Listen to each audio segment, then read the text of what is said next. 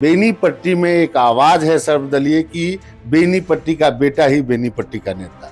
तो मैं मानता हूं कि उसमें से एक मैं भी हूं। बेनीपट्टी जैसा शहर जो अनुमंडलीय शहर है, सदर अनुमंडल है, आज तक एक नाला का निर्माण बढ़िया से हो पाया। खास करके बेनीपट्टी सीट कांग्रेस के खाते में रहेगी क्योंकि उसमें भी संशय है। पिछले 10-15 सालों में कौन कौन से ऐसे काम नहीं हुए जो होने चाहिए थे? यहाँ से अभी भी वर्तमान में एमएलए भाजपा के हैं, सांसद भाजपा के हैं, एमएलसी भाजपा के हैं। बेनीपट्टी में एक बस पड़ाव आज तक बन पाया? बेनीपट्टी पूर्व से ही कांग्रेस के खाते में रही है। कांग्रेस यहाँ से चुनाव लड़ता आ रहा है और मुझे पूरा विश्वास है कि फिर से कांग्रेस यहाँ से चुनाव लड़ेगी। भ्रष्टाचार यहाँ के पदाधिकारियों का चरम सीमा पर है। बिहार में चुनाव नजदीक है, ऐसे में तमाम गठबंधन और तमाम दल तरह तरह की घोषणाएं कर रहे हैं यहाँ के लोगों को, जनता को अपने पक्ष में लामबंद करने के लिए। फिलहाल की बात करें तो बिहार के मुख्यमंत्री नीतीश कुमार ने कल ही सामाजिक सुरक्षा पेंशन में बढ़ोतरी करते हुए 400 से 1100 रुपये की घोषणा की है, जो कि अब हर महीने लोगों को मिलने वाला है, जो इसके लाभुक है। इसको लेकर के जमकर राजनीति भी हो रही है, क्योंकि कांग्रेस की बात करें या आरजेडी की बात करें या जनसुराज की बात करें तो सभी दल अपना दावा कर रहे हैं कि हम लोगों ने इस पर लगातार आवाज उठाया था, और जिसके कारण मजबूरन बिहार सरकार को, नीतीश कुमार को सामाजिक सुरक्षा पेंशन में 400 की जगह पर 1100 करना पड़ा है। फिलहाल हमारे साथ कांग्रेस के नेता नलिनी रंजन झारूपन जी है, जो कि एआईसीसी के सदस्य भी हैं और बेनीपट्टी से अपनी राजनीतिक भविष्य संभावनाओं को तलाश रहे हैं। नलिनी रंजन झारूपन जी, आपका बीएन के प्लेटफॉर्म पे स्वागत है। सबसे पहला सवाल तो चुनावी मौसम है, कुछ एक महीने बचे हैं जब दुगदुगी एक तरह से बज ही गई है और देखने के लिए भी मिलेगा राजनीतिक सरगर्मी। फिलहाल जो नीतीश कुमार ने कल घोषणा कर दी है, बड़ी घोषणा कही जा सकती है कि सामाजिक सुरक्षा पेंशन 400 की बदले अब 1100 रुपए मिलेगा। ये चुनावी दाव कितना झेल पाएंगे आप लोग? देखिए, इसके लिए मैं अपने नेता आदरणीय राहुल गांधी जी को, बिहार के प्रभारी कृष्णा अलवारू जी को तहे दिल से धन्यवाद देता हूं। विगत एक महीने से कांग्रेस पार्टी ने माई बहन योजना के अंतर्गत हर वो महिला जो घर में रहती है, काम करती है, उनके लिए 2500 रुपए का घोषणा हमारे पार्टी की तरफ से हुआ।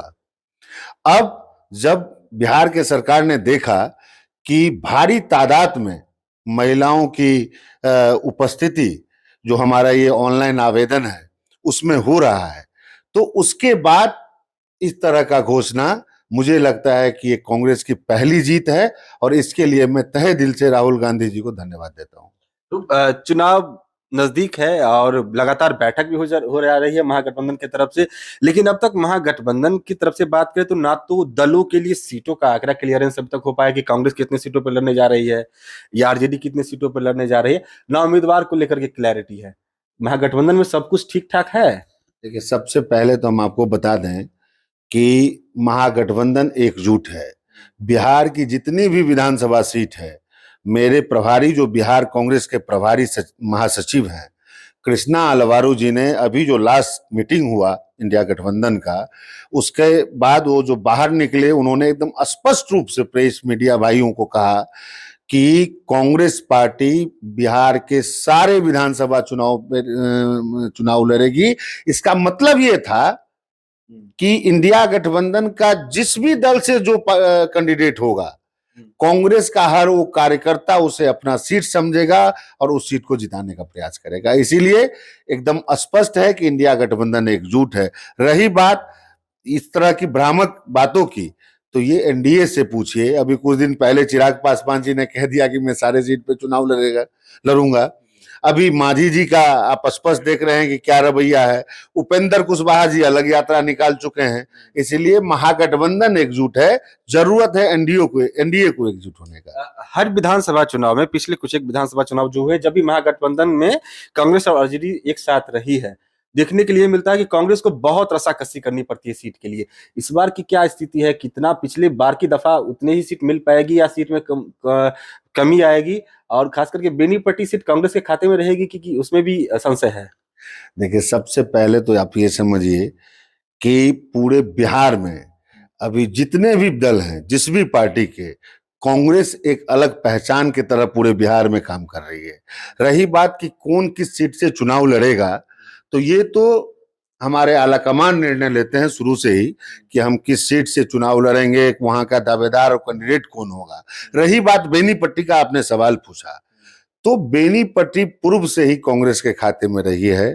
कांग्रेस यहां से चुनाव लड़ता आ रहा है और मुझे पूरा विश्वास है कि फिर से कांग्रेस यहां से चुनाव लड़ेगी। आपने बहुत अच्छा कहा कि ये कांग्रेस की ही सीट रहेगी और पूर्व में कांग्रेस का ही सीट रहा है। आप कांग्रेस के नेता और संभावनाएं राजनीतिक के तौर पर खुद भी अपना आप देख रहे हैं। ऐसे में आप खुद को कहां देख रहे हैं बेनीपट्टी विधानसभा में? देखिए, कांग्रेस का हर वो कार्यकर्ता, मैंने पहले भी कहा और आज भी मैं स्पष्ट तौर पे कहता हूं कि इंडिया गठबंधन के किसी भी दल के कोई भी कार्यकर्ता, खास करके कांग्रेस का कोई भी कार्यकर्ता, ये हक रखता है कि अपनी दावेदारी यहां से करे जहां से वो काम करता है, जिसके लिए काम करता है, जिस जगह के लिए काम करता है। खास करके बेनीपट्टी में एक आवाज है सर्वदलीय की बेनीपट्टी का बेटा ही बेनीपट्टी का नेता, तो मैं मानता हूं कि उसमें से एक मैं भी हूं, और भी हो सकता है, लेकिन एक में भी हूं। रही बात हमारी दावेदारी की, तो पार्टी का जो सिस्टम है, विगत 20 वर्षों से मैं अनेकों पद पे रहा, पार्टी के लिए वफादारी से काम करता रहा, और अभी भी जो पार्टी आलाकमान का निर्देश है, मुझे लगता है कि मैं उसको फुलफिल कर रहा हूं। और कई तरह की बात है, जैसे कि अभी एक चर्चा हुई कि जो 10 से 15 हजार वोट से चुनाव ज्यादा से हार गई हुई है या हार गया हुआ है, हो सकता है कि उसका टिकट कटे। ये सारा डिपेंड करता है कि सर्वे में क्या रिपोर्ट आता है, हमारा आलाकमान उस सीट को किस नजरिए से देखते हैं। हाँ, इस बात में कहीं दोहराई नहीं कि मैं यहाँ के हर जनता के दिल में हूं और मेरा प्रयास है कि मुझे टिकट मिले, और मैं अंतिम क्षण तक प्रयास करूंगा कि मैं यहाँ की जनता के काम के लिए खरा उतरूं। आप बता रहे हैं कि काम के लिए खरा उतरेंगे, लेकिन आप ये भी बता रहे हैं कि पिछले 15-20 सालों में आपने बेनीपट्टी को देखा समझा है, और बेनीपट्टी के आप लोकल भी हैं, तो वाकई में आपने समस्या को समझा होगा। लेकिन आपके लिहाज से पिछले 10-15 सालों में कौन कौन से ऐसे काम नहीं हुए जो होने चाहिए थे? क्योंकि बात करें पिछले 15-20 सालों में, तो कांग्रेस भी 5 साल रही है, भावना झा थी, उसके बाद विनोद नारायण झा भी अच्छे खासे समय यहाँ पे विधायक रहे हैं, फिलहाल भी हैं। तो आपको कौन से ऐसे काम है जो इन लोगों से छूट के जो होना चाहिए था? किसी एक काम के बारे में आप ही बता दीजिए कि 15-20 साल में यहाँ पे हुआ हो। देखिए, ये डिपेंड नहीं करता है कि यहाँ से चुनाव कौन दल लड़ा है। यहाँ की जो आवाम है, यहाँ की जो जनता है, उसको यहाँ डेवलपमेंट चाहिए। मुझे बताइए कि 15-20 सालों में, खास करके 15 सालों में, यहाँ से अभी भी वर्तमान में एमएलए भाजपा के हैं, सांसद भाजपा के हैं, एमएलसी भाजपा के हैं। बेनीपट्टी में एक बस पड़ाव आज तक बन पाया? बेनीपट्टी की क्या हालात है कि अगर आप पैदल गुजर रहे हैं और कोई बस आगे में खड़ी है, तो आप रोड क्रॉस नहीं कर सकते हैं, क्योंकि बेनीपट्टी के पास बस पड़ाव नहीं है। बेनीपट्टी जैसा शहर जो अनुमंडलीय शहर है, सदर अनुमंडल है, आज तक एक नाला का निर्माण बढ़िया से हो पाया? सड़क की क्या हालात है, ये आपके सामने है। भ्रष्टाचार यहाँ के पदाधिकारियों का चरम सीमा पर है। मुझे नहीं लगता है कि मैं 20 वर्ष क्या कहूं, मुझे जब से अनुभव है पॉलिटिकली, मैंने इतना बड़ा दुर्दशा और इतना खराब स्थिति कभी भी नहीं देखा। इसीलिए यहाँ की जनता और आवाम चाहती है कि यहाँ का कोई लोकल, कोई बेटा यहाँ का नेतृत्व करे, जो कि यहाँ की जो कमी है, जो जमीनी हकीकत है, उसको आगे बढ़ा पाए और यहाँ डेवलपमेंट कर पाए। बिहार की राजनीति में, इस बार की चुनावी राजनीति में कहीं ना कहीं जनसुराज प्रशांत किशोर भी दस्तक देते हुए नजर आ रहे हैं, और जनसुराज भी खासा सक्रिय है बिहार के तमाम विधानसभा क्षेत्रों में। बेनीपट्टी विधानसभा में भी जनसुराज सक्रिय है। ऐसे में जनसुराज को आप लोग किस तरह का चुनौती देख रहे हैं? देखिए, ये तो उनका निजी मामला है, किसी भी पार्टी पर कोई टिप्पणी करना औचित नहीं है। लेकिन रही बात जनसुराज की, आपने बेनीपट्टी के बारे में पूछा, और जहां तक मैं बेनीपट्टी को जानता हूं, तो अभी जो राजनीति उथल पुथल आप जनसुराज में देख रहे हैं, कोई कांग्रेस से जाकर के वहां दावेदार बन गया है, कोई भाजपा से जाकर के दावेदार बन गया है।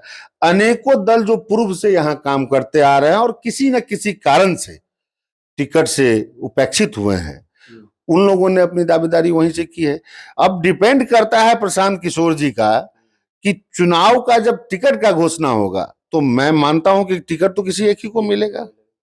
तो मुझे नहीं लगता है कि जो भीड़ और जो तादाद थोड़ा बहुत अभी दिख रहा है बेनीपट्टी में, वो चुनाव के कैंडिडेट डिसीजन के बाद जनसुराज को मिल पाएगा।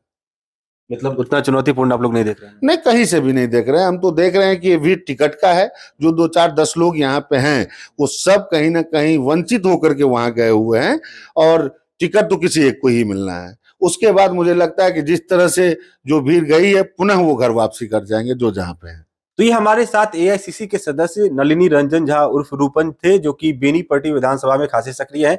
बेनीपट्टी से राजनीतिक संभावनाएं अपनी भविष्य को देख रहे हैं। फिलहाल उन्होंने तमाम सवालों पर जवाब दिया है और खास करके बेनीपट्टी विधानसभा की समस्याओं जो उन्हें लगी है कि जिस पर अब तक समाधान नहीं हो पाया है, या सामाजिक सुरक्षा पेंशन पे जो नीतीश कुमार ने कल घोषणा की उसको लेकर भी उन्होंने स्पष्ट तौर पर अपने जवाब दिए हैं। जनसुराज को लेकर भी लगभग जितने भी सवाल हमने इनके सामने रखे थे उनका लगभग उन्होंने अच्छे ढंग से जवाब दिया है। तो आप इस राजनीतिक सवाल जवाब को किस तरह से देखते हैं, अपनी प्रतिक्रिया जरूर कमेंट बॉक्स में कमेंट करें। फिलहाल इस वक्त इतना ही। आप देखते रहे बीएनएन न्यूज। धन्यवाद।